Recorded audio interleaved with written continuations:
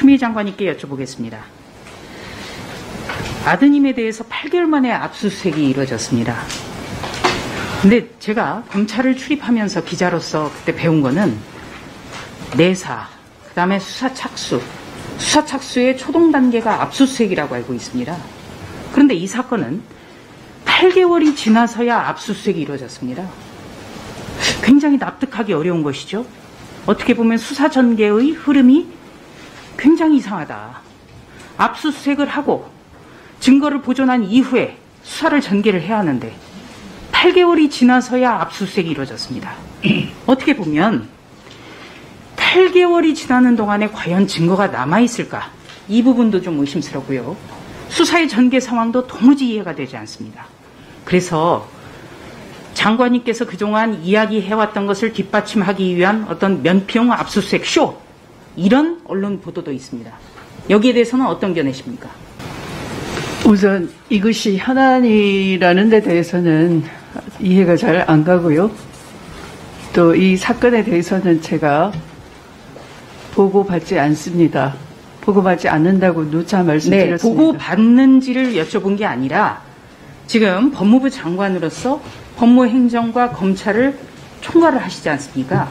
그래서 국회 검찰을 대표해서도 나와서 답변을 하시는 자리입니다.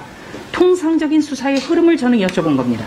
통상적인 수사의 흐름에 비춰봤을 때 이 사건을 어떻게 봐야 되는지, 그게 궁금한 겁니다.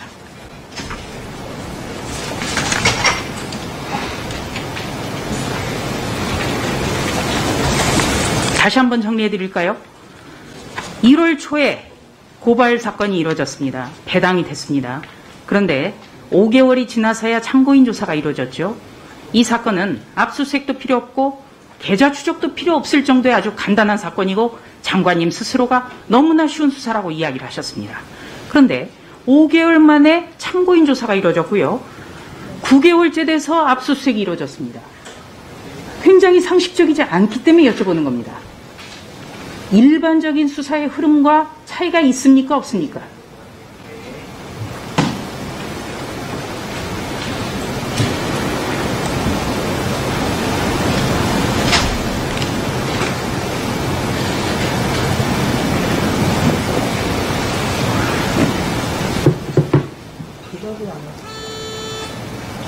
네. 그러면 다음 질문을 하나 드리겠습니다. 오늘 기사가 나왔는데요. 예, 좀 더 주시죠. 네, 그 보수단체에서 오늘 성명을 하나 냈습니다. 본인 사건에 대해서 수사지휘권을 발동해달라. 이것은 아들의 의혹과는 전혀 관계없는 본인의 문제입니다. 무엇이냐? 논산에서 의원 간담회를 했다고 하고 정치자금 카드를 사용했습니다. 그런데 그날은 추 장관 스스로가 블로그 등에 아들의 훈련이 끝나는 날이다. 그런데 나는 파주에 있다라고 쓴 날입니다. 그렇다면 이 카드는 누가 썼을까? 누가 대신해서 썼을까? 의혹이 남습니다. 그렇기 때문에 오늘 교수들은 이것이야말로 정치자금법 위반 사건이자 형법 제227조 허위공문서 작성죄에 해당할 수 있다. 이렇게 하면서 수사지휘권을 발동해서 빨리 의혹을 끊자. 이렇게 요구하고 있습니다. 여기에 대해서는 어떻게 생각하십니까?